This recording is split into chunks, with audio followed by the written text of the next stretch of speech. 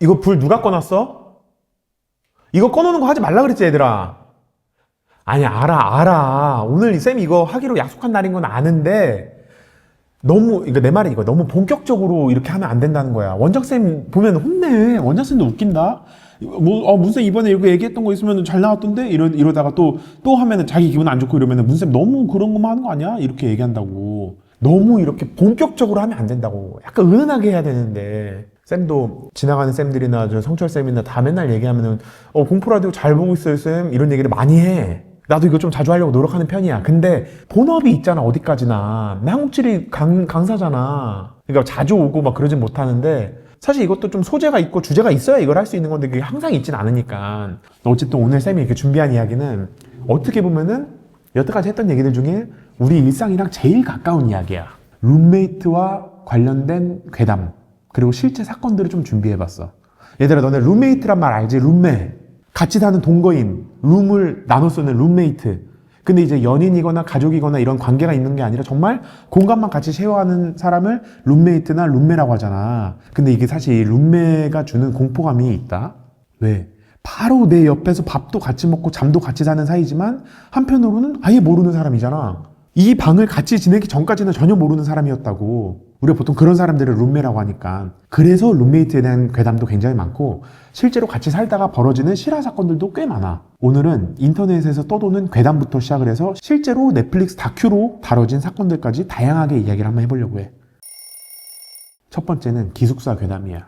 너네가 저번에 커뮤니티 괴담 들려줬을 때 좀 재밌게 들었던 것 같아가지고 이번 이야기도 커뮤니티에서 한때 유행했던 공포썰을 한번 가져와 봤어. 커뮤니티에 이 글이 올라온 거는 2015년에 올라왔었는데 글쓴이가 기숙사에서 만난 충격적인 룸메이트에 대한 이야기야. 글쓴이는 대학교 1학년으로 기숙사 4인실을 쓰게 됐어. 기숙사에는 너는 알겠지만 2층 침대 2개랑 책상 4개가 이렇게 있었는데 글쓴이가 제일 먼저 기숙사에 도착을 했어. 대학교도 이제 막 입학을 했고 기숙사도 처음이니까 어떤 사람들이랑 방을 쓰게 될까? 이제 너네 반배적 이런 것들도 굉장히 관심 많잖아. 뽑기 운처럼 내 룸메들은 누구일까? 이렇게 기대를 많이 했지. 기숙사 문 앞에 이 방을 사용하는 학생들의 사진이 붙어 있었대. 근데 사진을 보니까 다 이쁘고 인상도 너무 좋아 보이고 이래서 내심 기대가 됐다 그래. 그래서 자기가 또 제일 막내니까 언니들을 배려하려고 자기 짐을 우선 이제 가장 구석진 책상에 미리 풀어두고 침대도 이제 1층이 아니라 2층으로 자리를 잡았지. 센스컷. 근데 기숙사 입주 첫날에는 룸메 언니들이 안 들어온 거야. 그런 거 있잖아. 기숙사는 며칠까지 입주하세요 이렇게 하지 훈련소처럼 막 이날 여기서 집합하세요 이렇게 하진 않단 말이야. 그래서 입주할 수 있는 마지노선을 정해놓는 편인데 첫날은 글쓴이 혼자서 밤을 보냈어. 그리고 다음날 글쓴이가 설레는 마음으로 대학교 첫 수업을 듣고 다시 방으로 들어왔는데 기숙사 방이 엄청 더러운 거야. 책상에 올려놨던 짐들이 막 전부 2층 침대에 나뒹굴고 있고 이러는 거야. 맨 구석진 자리에 조용히 조심스럽게 풀어놨다고 했잖아. 근데 그 짐들이 꺼내져서 2층 침대에 나뒹굴고 있는 거야. 그리고 그 책상에는 처음 보는 물건들이랑 웬 과자 봉다리가 굴러다니고 있었어. 그리고 그때 처음 보는 언니가 들어왔어. 글쓴이가 게시글에 쓴 대로 이 언니를 앞으로 롱 언니라고 부를게. 글쓴이가 게시글에 그렇게 썼어. 롱 언니라고. 글쓴이는 자기 짐이 마음대로 옮겨져 있으니까 약간 황당해하고 있었는데 롱 언니는 갑자기 몇 학년이야? 이렇게 물어보더니 인사를 안 하냐고 막 꼽을 주는 거야. 몇 학년이야? 저 1학년이요. 인사 안 해? 처음 봤는데. 인사하는 걸 떠나서 지금 내 짐이 이렇게 돼 있고 나 기숙사 처음 왔는데 이렇게 돼 있는 게 너무 당황하고 있었는데 그러고 나서 2층에 있던 자기 침대를 보니까 글쓴이 물건들을 막 던져놓은 건지 막 화장품 뚜껑은 막 열려있고 새로 산 학용품들도 막 여기저기 막 떨어져 있고 막 그랬어. 좋은 첫 만남은 아니었던 거지.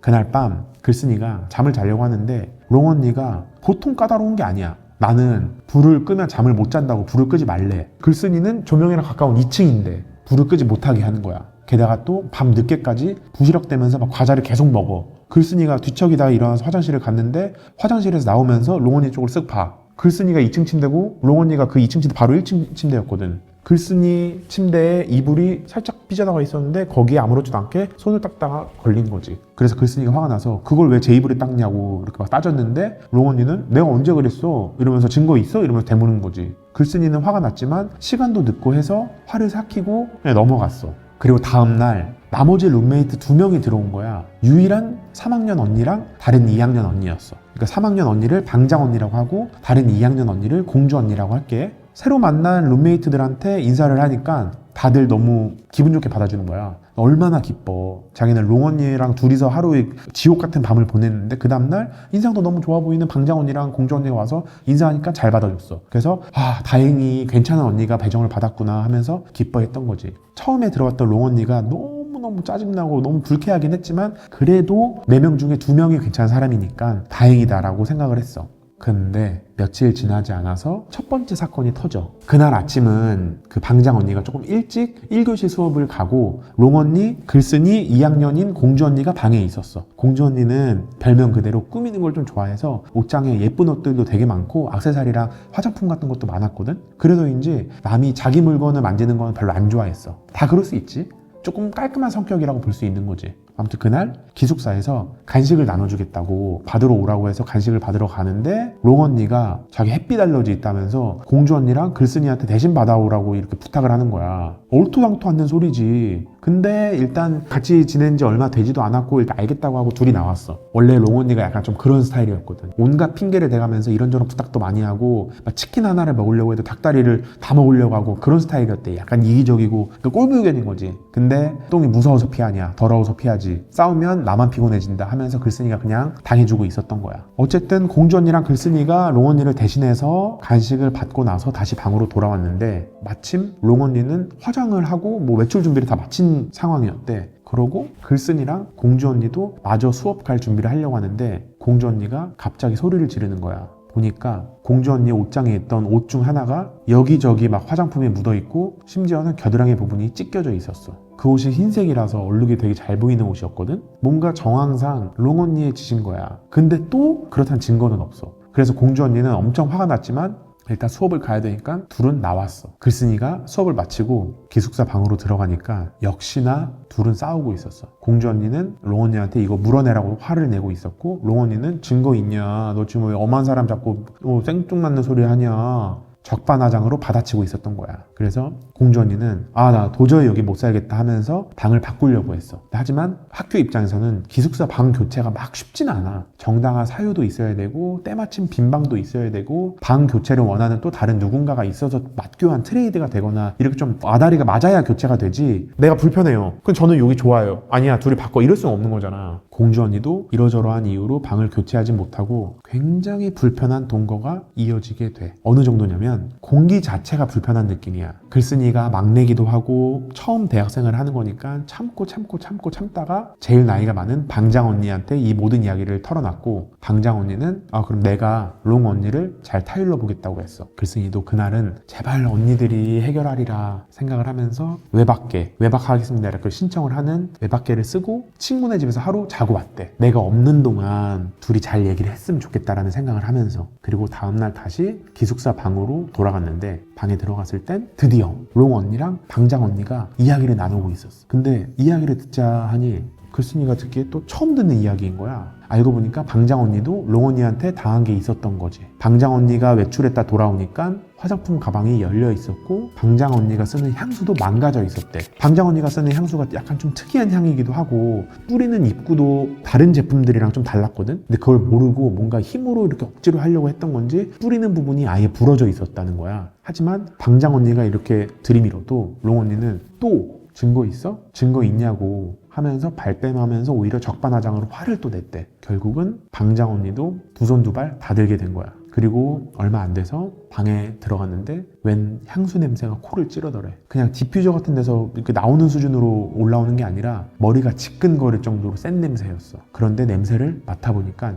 익숙한 향이야. 바로 방장 언니가 쓰던 향수. 보니까 방장 언니 향수는 절반 넘게 사라져 있었고 냄새의 근원지를 찾아보니 롱 언니 침대에서 나고 있었어. 향수를 침대에 그냥 부어버린 것 같달까? 그래서 방장 언니가 뭐야? 이거 내 향수 냄새 아니야? 하면서 화를 내니까 롱 언니는 자기 향수라면서 또 발뺌을 해. 그러면 그 향수 좀 꺼내봐 라고 얘기하니까 나 다 쓰고 버렸는데? 그게 네 거야? 내 향수인데? 어딨어 그럼 그 향수? 나 다 쓰고 버렸어. 롱 언니는 항상 그런 식이야. 증거 있어? 내가 그랬다는 증거 있어? 내가 그랬다는 증거 있으면 가져와봐. 늘 그런 식으로 대응을 하는 거지. 그렇게 싸움이 격해지자 3대1이잖아. 롱 언니는 급기야 언니들이 자기를 때렸다면서 경찰에 신고까지 했어. 당연히 때린 적이 없지. 단순 해프닝으로 끝났지만 글쓴이를 비롯한 다른 룸메들은 이제 도저히 참을 수 없는 지경에 이르렀지. 결국 글쓴이와 공주 언니, 방장 언니는 계획을 세웠어. 롱 언니가 말하는 그놈의 증거를 꼭 잡아내겠다고 마음 먹은 거지. 그래서 기숙사 방에 일부러 미끼용 물건들을 여기저기 올려두고 노트북에 달려있는 웹캠으로 녹화를 하기로 한 거야. 티 안 나게.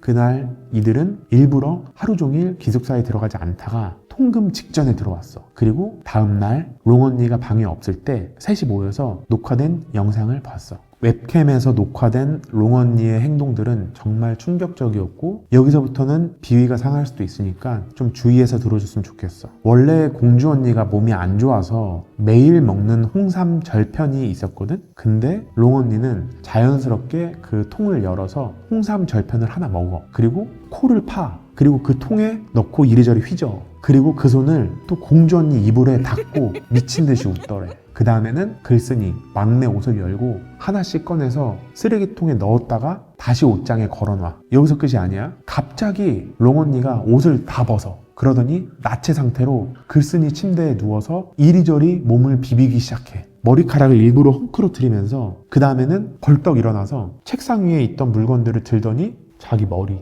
자기 겨드랑이 실컷 비비고는 아무 일 없다는 듯이 다시 옷을 주섬주섬 입고 자기 침대에 누워. 영상은 여기까지야. 글쓴이와 공주 언니, 방장 언니는 이 영상을 보고 경악을 금치 못했어. 충격에 빠진 거지. 매일 홍삼 절편을 먹던 공주 언니는 화장실에 가서 구토를 했고 글쓴이를 비롯한 다른 언니들은 분노하면서 방의 모든 것을 세탁하고 청소하기 시작했어. 세탁까지 못할 것들은 그냥 다 갖다 버렸대. 여기다가도 무슨 짓을 했을지를 모르니까. 나머지 셋이 방 정리를 하면서도 화가 너무 나는 거야. 그래서 자기들 물건을 치우면서 자연스럽게 롱 언니 책상도 뒤졌어. 롱 언니 책상 서랍에는 그동안 없어진 립스틱, 학용품, 액세서리 이런 게 잔뜩 있었대. 안 그래도 이유 없이 물건들이 하나둘씩 없어지고 있었거든. 큰 것들도 아니야. 조그마한 것들. 지우개 하나, 립스틱 하나, 립밤 하나 이런 것들이 없어지고 있었는데 그게 전부 다 그 서랍 속에 있었던 거야. 이제 남은 건 뭐야? 롱 언니가 맨날 입버릇처럼 얘기하던 증거로 찾았잖아. 롱 언니를 불러서 따져야 될 거 아니야.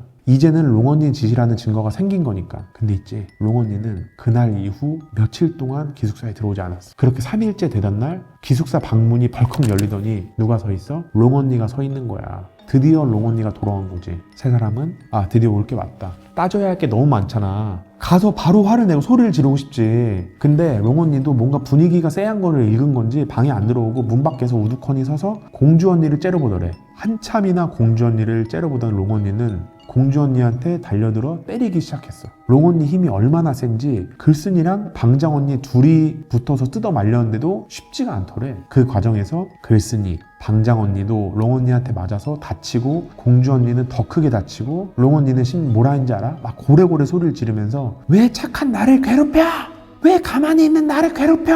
다 태워 죽일 거야! 소리 지르면서 막 몸싸움을 하는 거야. 소동이 커지자 사감 선생님이랑 이제 경찰도 출동을 하고 조사를 받게 됐어. 이제는 엄연한 폭행사건, 형사사건이 되어버렸으니까 글쓴이랑 방장 언니는 전치 2주, 공주 언니는 전치 5주가 나왔어. 기숙사에 경찰들이 오면서 사건이 커지니까 롱 언니가 또 갑자기 덜덜덜 떠는 척을 하면서 경찰들한테 저 좀 살려주세요, 저 좀 살려주세요 하더래. 저기 3명이 저를 괴롭히고 폭행하고 갑자기 저를 너무 죽이려고 했어요 하면서 연기를 하는데 3명 입장에서 뭐야? 사이코인데 이게 무서울 수준의 사이코인 거잖아. 그러다가 다행히 기숙사 복도에 CCTV가 있었고 거기에는 롱 언니가 갑자기 달려들어서 습격하는 장면이 찍혀 있었던 거야. 게다가 이 3명이 노트북에 녹화해 놓은 동영상도 있었고 조사를 하면 할수록 롱 언니의 실체가 드러나게 될 뿐이었어. 근데 경찰 조사를 하면서 아주 충격적인 사실이 하나 밝혀지게 돼. 롱 언니는 이 학교 학생이 아니었어. 사건의 전말은 이래. 사실은 롱 언니의 동생이 이 학교에 다니고 있었고 동생은 이 기숙사에 배정됐었던 거야. 근데 롱 언니가 경제적으로 어려워지면서 갈 곳이 없어졌고 동생 대신 기숙사에 들어왔던 거야. 문 앞에 사진이 붙어있긴 했지만 자매다 보니까 얼굴도 너무 비슷하고 아무도 몰랐던 거지. 롱 언니는 정말 이 학교 학생처럼 매주 똑같은 시간에 수업에 가는 척을 하고 나이도 속였던 거지. 그 후에 롱 언니는 당연히 기숙사에서 쫓겨났고 글쓴이와 다른 룸메들은 남은 한 학기 동안 롱 언니 없이 평화롭게 보낼 수 있었다 그래. 그렇게 이 이야기는 끝이 난다. 네이트판에서 화제가 되었던 룸메이트 이야기였어.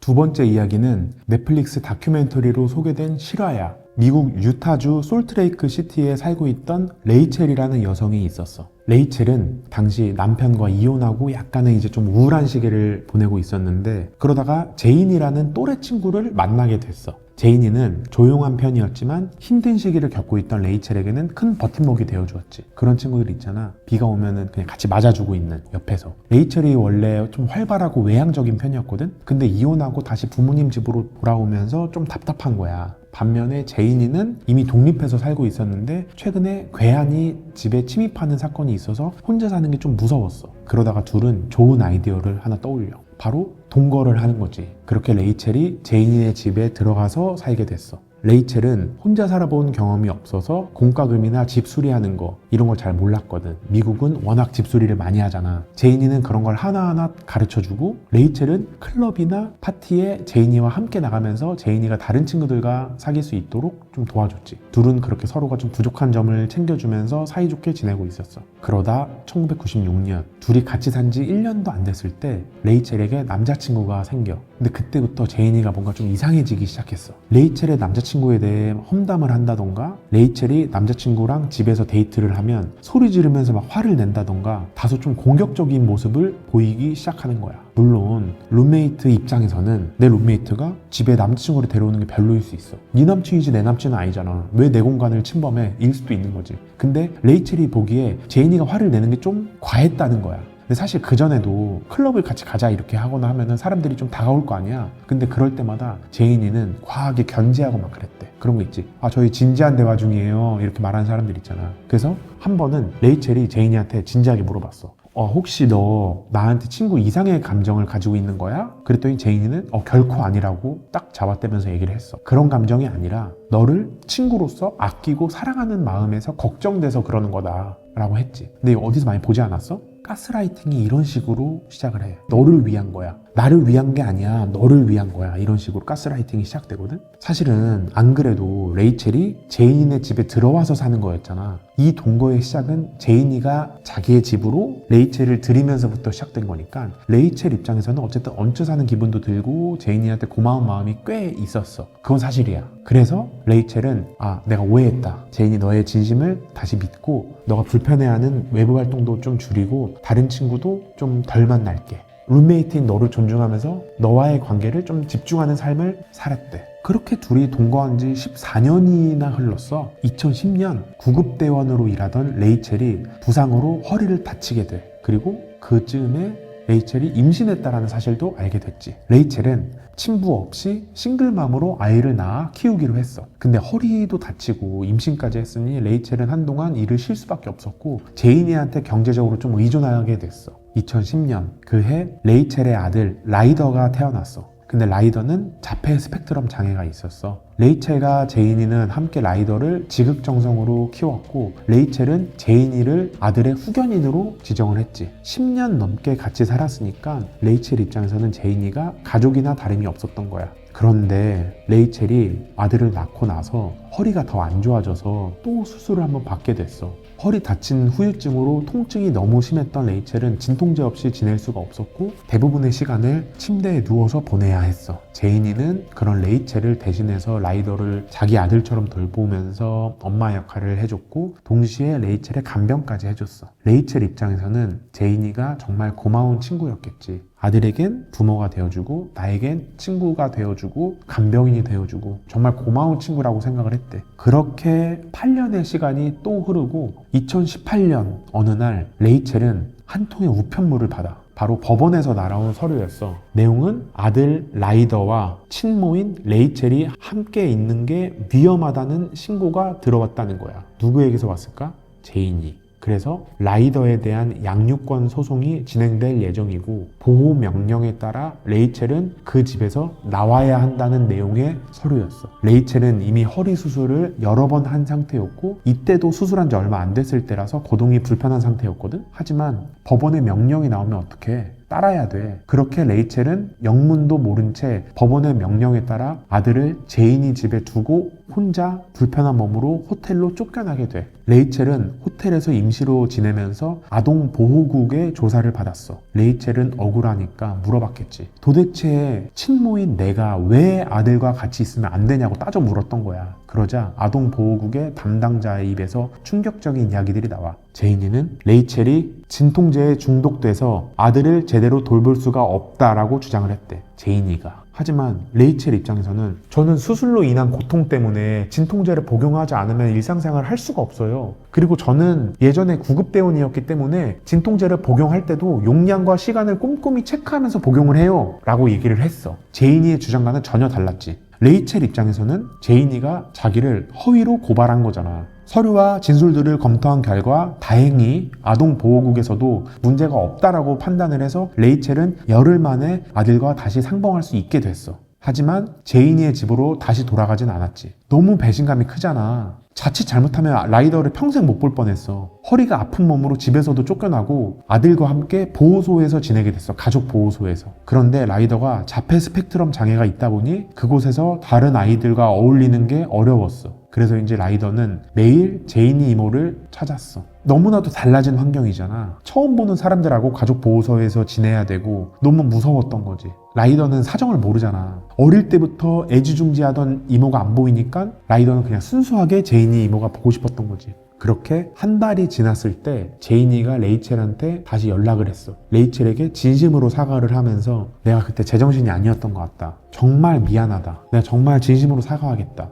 근데 레이첼 입장에서는 어때? 아들 라이더가 너무 걱정이 되지. 제인이 이모를 이렇게 찾고 이렇게 적응을 어려워하는데 레이첼은 다시 한번 제인이를 믿기로 하고 그 집으로 돌아갔어. 그리고 2019년 레이첼은 한 번의 수술을 더 받게 돼. 이번에도 허리 수술이었는데 등 쪽을 절개하는 수술이었어. 수술을 하고 집으로 돌아와서 제인이가 수술 부위를 소독하고 이런 거를 좀 도와줬거든? 근데 희한하게 수술 부위가 점점 더 아파오는 거야. 레이첼은 자기 등을 볼 수가 없잖아. 그래서 제인이한테 물어봤어. 제인이 나 지금 내 등 괜찮아? 근데 내가 지금 수술받은 부위가 너무 아프다. 혹시 이상이 있는 거 아니야? 이상이 있으면 말해달라. 그럴 때마다 제인이는 괜찮아. 맞는 중이겠지. 걱정 마. 이런 식으로 대답을 했다는 거야. 레이첼은 그 말을 믿을 수밖에 없었고. 그러다가 어느 날 레이첼이 우연한 계기로 병원에 가게 됐어. 등 때문에 간 건 아니었는데 진료 보는 김에 의사가 뭐 또 다른 데 불편한 데 없으세요? 이래서 저 지금 등이 수술 받았던 등이 좀 안 좋은데 등도 봐달라고 한 거야. 등이 너무 아프다고. 그랬더니 레이첼의 등을 보는 의사가 깜짝 놀래. 수술을 언제 하셨어요? 수술 부위가 지금 감염이 너무 심각해요. 고름이랑 진물이 너무 나오고 있고 지금 당장 응급실에 가야 될 수준이에요. 그래서 레이첼은 또 그 감염된 살을 제거하는 수술을 받게 돼. 수술이 끝나고 병원에서 설명을 해주기를 이게 어떤 세균의 감염이 된 것 같은데 이게 보통 뭐 병원에서 드레싱을 하는 과정에서도 감염이 될 수도 있는 세균이다. 운이 안 좋으면 이런 식으로 얘기를 하는 거야. 그래서 레이첼은 뭐 병원에서 무슨 실수가 있었나 하면서 이해하고 넘어갔어. 그러던 어느 날 레이첼과 제인이가 집에서 범죄 다큐멘터리를 보고 있었대. 범인이 약물을 사용해서 피해자를 살해한 사건이었는데 그걸 보면서 레이첼이 아무 생각 없이 이런 얘기를 했대. 근데 저런 약물을 쓰면 당연히 부검해서 나오지. 차라리 인슐린 같은 걸 쓰면 안 걸릴 텐데.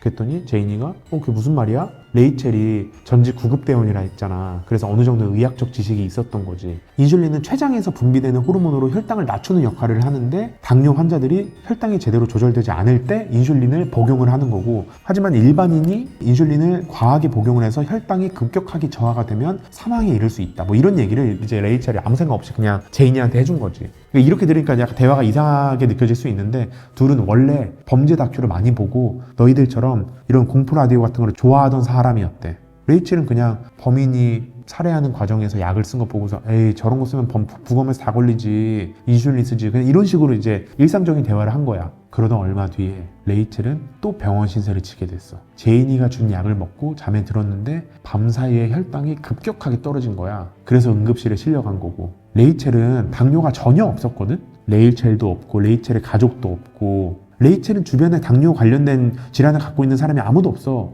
의료진도 너무 이상하게 생각하는 거야. 근데 얘들아 이런 일이 이후에 2번이나 더 있었어. 그러다 보니까 레이첼은 자기도 무서워서 매일 자기 전에 설탕을 한 숟가락씩 퍼먹고 자고 막 그랬대. 이런 자잘한 사건들이 이어지다가 한 가지 엄청난 사건이 터지고 만다. FBI 테러 전담반 요원이 이 동네에 출동하는 사건이 벌어져.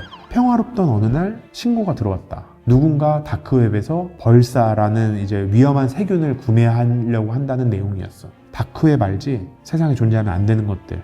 거기에 벌사라는 세균이 있었는데 그것을 구매하려고 하는 누군가가 있다는 신고가 들어온 거야. 그러니까 FBI 테러 전담 요원이 출동을 한 거고, FBI에서는 이것을 생화학 무기로 간주해서 이 제보를 받자마자 바로 조사에 착수를 한 거야. 이 세균의 구매자는 누구였을까? 너희들도 예상했겠지만 제이니가 이 세균을 구매하려고 했어. FBI는 구매자 제이니를 잡아내기 위해 가짜 세균이 들어간 소포를 보내고 제이니가 이거를 수령하기를 기다렸어. 그리고 제이니가 소포를 수령하는 순간 제이니를 체포하는 데 성공해. 이게 어떻게 보면 생화학 무기거든. 이걸로 테러나 범죄를 저지를 수 있으니까 제이니에게 이걸로 무슨 짓을 하려고 했던 건지 캐물었어. 제이니는 커피 원두를 산 거라고 처음에 했다가 말을 바꿔서 사실은 제가 맥주를 직접 만들어 수제 맥주를 만들고 싶어서 맥주를 발효하기 위해 효모로 산 거다. 이런 식으로 거짓말하다가 결국 실토했어. 수사관들은 제이니에게 얻어낸 정보를 레이첼에게도 사실대로 알려줬지. 당신의 룸메이트인 제이니가 당신을 죽이려고 세균을 구매했다. 근데 레이첼은 믿지 않았어. 아니, 못 믿은 거지. 25년 동안 같이 살았던 친구야. 게다가 내 아들까지 자기 자식처럼 돌봐줬고 내가 아플 때 항상 내 곁을 지켜줬어. 근데 그런 친구가 나를 죽이려고 했다고요? 레이첼은 처음엔 믿지 않았지만 제이니가 그동안 다크웹에서 구입한 물건의 목록들을 보고는 인정할 수밖에 없었어. 거기에는 인슐린도 있었거든. 아까 제이니가 혈당 때문에 죽을 뻔했다 했잖아. 예상했겠지만 전부 다 제이니의 짓이었어. 그 전에 레이첼의 등이 감염된 것도 제이니의 짓일지도 몰라. 제이니는 대체 왜 친구에게 이런 짓을 한 걸까? 제이니가 교도소에 가고 난 뒤에야 제이니는 이런 말을 했어. 그 애를 엄마한테서 떼내야 될 방법을 찾을 거야. 라이더는 나한테 와야 돼. 25년 동안 내 옆을 지켜준 룸메이트가 사실은 자기를 죽이려고 하고 있었던 사건이야. 제이니가 세균을 구매하지 않았다면, 그래서 체포되지 않았더라면 과연 어떻게 되었을까? 나를 죽이려고 했던 룸메이트의 이야기였어. 이번 사연은 샘 지인이 실제로 겪은 일을 샘이 재구성한 이야기야. 평이상 샘 지인을 민정이라고 할게. 민정이한테 이 일이 닥쳤을 때 나이는 20대 중후반이었어. 한 26, 7? 민정이는 울산에서 태어나서 학교도 울산에서 다니고 운 좋게도 집 근처 회사에 취직이 되어서 그냥 평범한 삶을 살고 있었어. 하지만 민정이는 꿈이 있었어. 바로 음악. 민정이는 어릴 때부터 사실 음악이 하고 싶었는데 너희들 알잖아. 예체능 쪽이 이제 워낙 힘들기도 하고 가정 형편도 여의치 않고 이래서 마음 한켠에 접어뒀던 꿈이었어. 음악이라는 게. 고등학교 졸업하고 학교 가서 회사 출퇴근하면서 늘 반복되는 일상에 권태로움을 느끼던 어느 날 민정이는 결심을 하나 하게 돼. 더 늦기 전에 음악을 해야겠다. 근데 울산에서 혼자 독학으로 음악을 하기는 너무 어려웠던 거지. 그래서 민정이는 잘 다니던 회사를 때려치고 서울로 상경했어. 민정이가 그동안 직장 생활을 이제 하긴 했으니까 돈이 아주 없었던 건 아니지만 너희들 알다시피 서울 월세가 너무나 부담이 되는 거지. 그래서 일단은 고시원에서 지내면서 학원을 열심히 다니기 시작했어. 민정이는 평생 동안 하고 싶었던 음악을 드디어 할 수 있어서 그건 정말 행복했거든. 하지만 문제는 고시원 생활이 녹록지 않았다라는 거야. 민정이가 서울로 상경하기 전까지는 쭉 본가에서 부모님이랑 살다가 처음으로 독립을 하는 거였어. 근데 독립도 울산같이 내가 익숙한 동네가 아니라 눈 감으면 코베 간다는 서울로 상경을 해서 고시원에 살고 있는 거야. 고시원 생각해봐. 빛도 안 들어오는 작은 방에 항상 뭔가 예민해 보이는 고시원 사람들, 눈치 보고 숨죽이고 살아야 되는 분위기. 처음에는 그냥 여기도 익숙해지겠지 했지만 고시원 삶이 답답한 거는 점점 더 커져갔어. 민정이는 사실 당장이라도 이사를 너무 가고 싶었지만 당장 이제 혼자 그 월세를 감당할 자신이 없었던 거지. 그렇게 고민을 하던 와중에 오랜만에 친구한테서 메시지가 왔어. 대학교 동창 윤정이한테. 근데 그때는 이제 인스타 말고 페북을 많이 하던 시기였거든. 대충 시기가 짐작이 가지. 그때는 학교마다 페북 그룹이 있어가지고 페북 친구 함께하는 친구 이렇게 타고 가다 보면은 아는 사람들을 찾기가 굉장히 쉬웠거든. 윤정이는 사실 대학교 동기이긴 하지만은 막 친한 친구는 아니었지만 그래도 몇 학기 동안 수업도 같이 듣고 마주치면 윤정 안녕 이렇게 인사하는 정도. 그러니까 아주 친하지도 그렇다고 해서 멀지도 않은 사이였던 거지. 그래도 오랜만에 연락이 오니까 얼마나 반가워. 그래서 민정이랑 윤정이는 이런저런 얘기를 주고받고 주고받았는데 마침 그때 윤정이도 서울로 상경했다는 거야. 둘 다 울산 사람인데 민정이는 너무 반가웠지. 그래서 타지로 오면서 친구들이랑 뭔가 거리가 멀어져서 그 또래 친구들이 너무 그리웠거든. 둘은 야 그럼 말 나온 김에 만나자. 너 언제 시간 돼? 야, 어디서 만날까? 와서 우리가 서울에서 본다니 너무 신기하다. 만나서 이제 대학교 때 얘기하고 울산 얘기하고 동네 얘기하면서 업데이트된 근황 같은 것도 얘기하고 막 그랬지. 민정이는 나는 음악 하고 싶어서 회사 때려치고 서울로 왔다. 뭐 학원은 어디로 다닌다 이런 얘기를 하는데 윤정이는 뭐 어쩌다가 서울로 오게 된 건지 아니면은 뭐 지금은 뭐 하면서 지내는지 이런 얘기는 잘 안 해. 민정이는 자세하게 얘기 안 하는 이유가 있겠지. 나중에 뭐 편해지면 얘기하겠지 하면서 그냥 넘어갔는데 그러다 이제 민정이가 윤정이랑 가까워졌다라는 생각을 했는지 집에 대한 고민을 좀 털어놨어. 윤정아 너 어디 살아? 나 지금 고시원 사는데 고시원 너무 살기 좀 그렇고 옆방이라 뭐 방음도 아예 안 되고 고시원이 좀 쉽진 않아. 이렇게 얘기하니까 윤정이가 대뜸 이렇게 말하는 거야. 우리 같이 사는 건 어때? 이러니까 민정이가 술 먹고 있었거든. 근데 술김에 진짜 우리 그럴래? 너무 좋은 생각이다 하면서 그냥 약간 웃으면서 넘겼어. 왜냐면은 또 다시 뭐 날 밝은 다음에 다시 얘기를 해봐야 되잖아. 그렇게 뭐 그날은 그냥 하하고 웃으면서 그냥 자리가 좀 마무리됐어. 근데 다음날 윤정이한테 또 연락이 와. 민정아 너 잘 들어갔어 어제? 야 어제 진짜 반가웠다 오랜만에. 야 우리 술도 마시고 야 근데 우리 어제 얘기했던 거 같이 사는 거 있잖아. 어때? 이렇게 물어봤어. 근데 민정이 입장에서는 마음이야 너무 고맙지. 근데 사실 막 그렇게 친한 사이도 아니었고 민정이는 평생 본가에서만 살다가 나왔다 했잖아. 누구랑 살아본 적이 없다 했잖아. 그리고 또 갑작스럽게 같이 산다는 게 좀 얼떨떨하기도 하잖아. 하지만 윤정이가 야 그래도 우리 그냥 같이 지내보자. 돈도 많이 아낄 수 있고 훨씬 좋을 거야. 설득을 하니까 결국 넘어가게 됐어. 그래서 그 다음날 부동산에 가서 집을 알아보기 시작했지. 윤정이는 최대한 빨리 입주할 수 있는 집 그리고 방 2개 투룸을 원했어.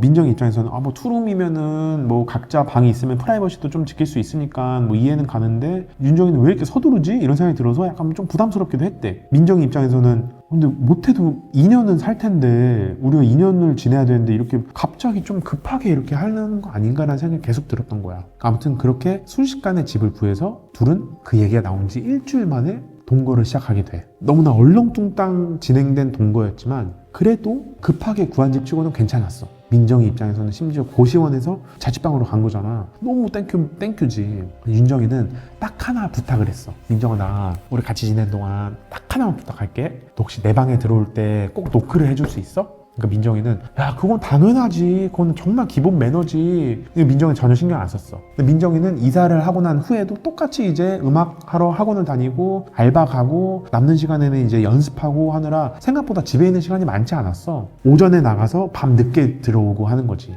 윤정이는 뭐 말로는 뭐 알바한다고는 하는데 거의 집에 있는 것 같고 뭐 같이 있는 동안에도 윤정이 방에서 잘 안 나오고 막 그러는 거야. 그리고 윤정이가 항상 방을 잠궈놨대. 집에 있을 때도 뭐 씻을 때도 외출할 때도 방을 항상 잠궈놔. 그래서 민정이는 윤정이는 그 생각보다 개인 공간이 중요한 사람이구나. 그럴 수 있지. 그 정도로 생각하고 넘어갔대. 민정이 입장에서는 야 오히려 이러는 게 부딪힐 일 없으니까 훨씬 더 편하지 라고 생각은 했지만 민정이는 집에 와도 윤정이 방 잠겨 있어. 맨날 방에서 안 나와. 그러니까 오히려 민정이가 서운할 수준이었어. 같이 살자고 한 건 윤정이었는데. 원래 얘들아 민정이도 그렇고 살기 퍽퍽하지만 원래 친구끼리 같이 살면은 밤에 야식도 한번 먹고 뭐 수다도 떨고 야 오늘 뭐 하는데 같이 볼래 이런 것도 하고 그런 로망이 있어야 되잖아. 근데 정말 말 그대로 방만 같이 쓰는 룸메 같은 느낌이었달까? 그렇게 한 달 정도 지났을 때 민정이가 조금씩 이상한 걸 느껴. 윤정이가 평범한 느낌이 아니었던 거야. 일단 밤에 혼자 중얼거리는 혼잣말을 계속해. 혼자서 계속 속닥속닥 말을 계속해. 무슨 말인지 못 알아듣겠는데 계속 중얼중얼 대는 거야. 귀신 들린 사람처럼 계속 혼잣말을 해. 통화하는 것도 아니야. 민정이가 밤에 물 한 잔 마시려고 부엌에 나섰는데 윤정이 방에서 중얼중얼 거리는 윤정이 목소리를 듣고 소름이 쫙 돋았대. 무슨 말인지 식별이 안 되는데 계속 중얼대는 거야. 야심한 새벽까지. 그리고 또 어떤 날은 민정이가 청소를 하다가 윤정이 방을 우연히 보게 됐는데 윤정이가 원래 이제 방문을 매일 잠그고 산다 했잖아. 근데 그날은 방문이 열려 있길래 민정이가 이렇게 쓱 봤지 이렇게. 근데 윤정이네 방에 이사 온 짐 박스가 그대로 널브러져 있는 거야. 어제 인사 온 것처럼 방이 어수선하고 정리가 하나도 안 돼 있고 박스가 그대로 쌓여 있고 짐들도 너저분하게 침대 위에 펼쳐져 있더래.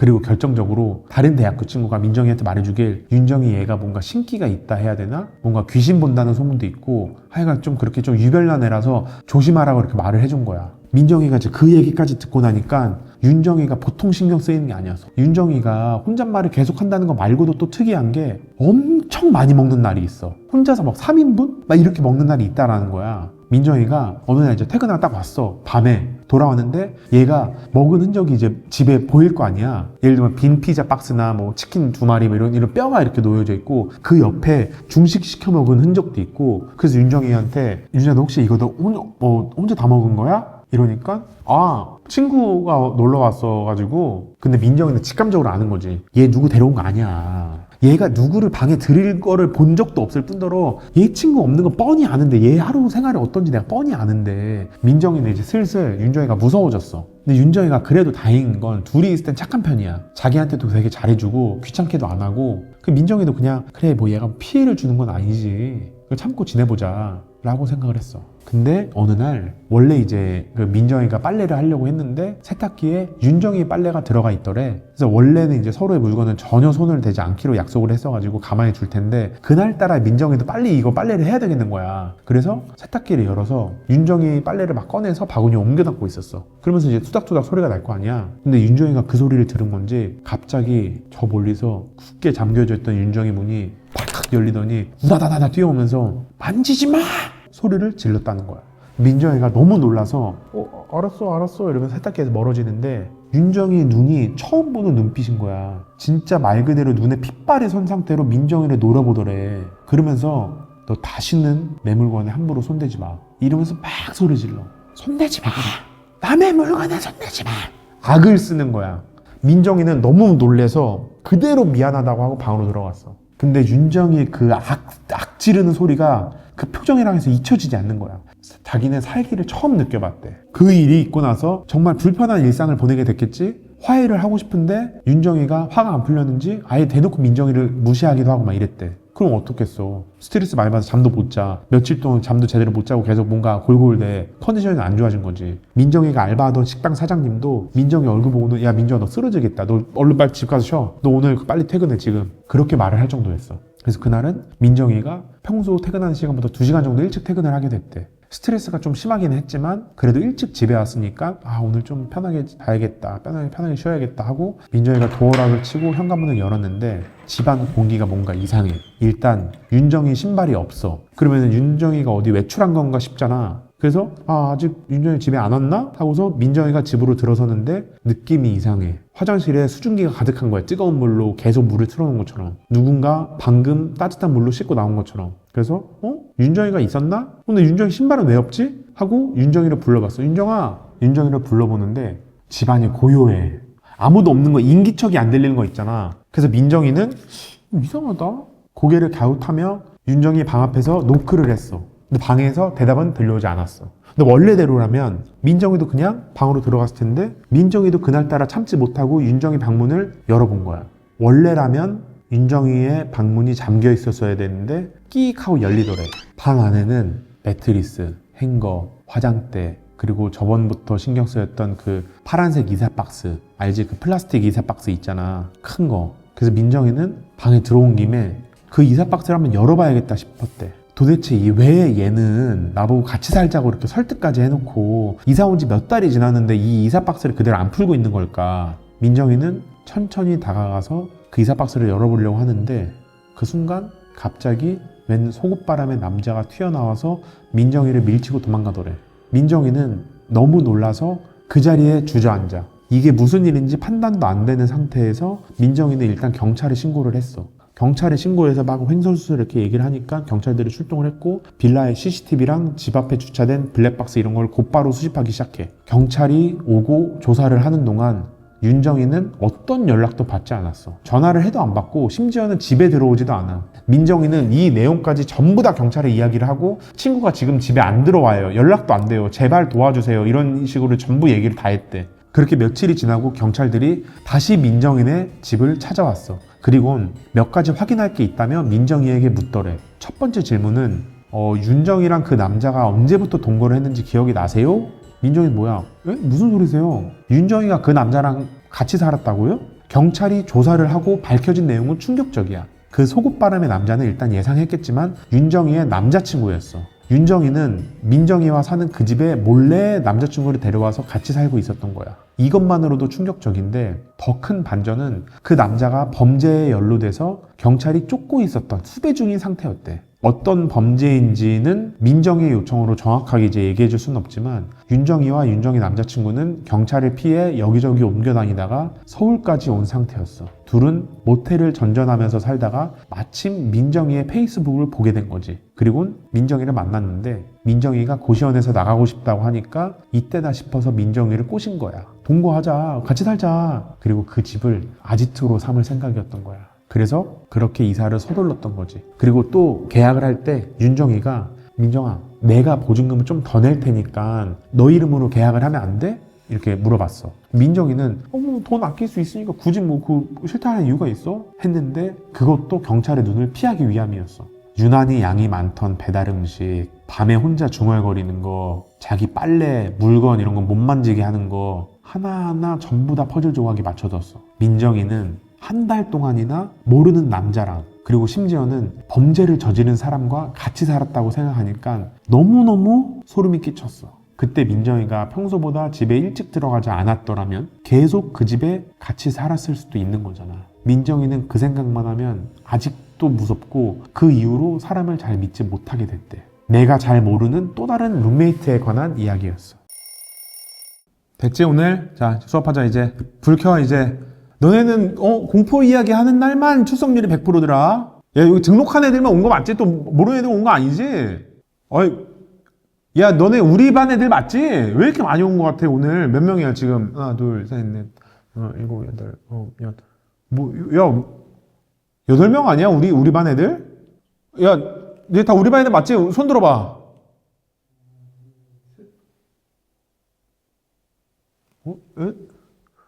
야 하나 둘셋넷 다 여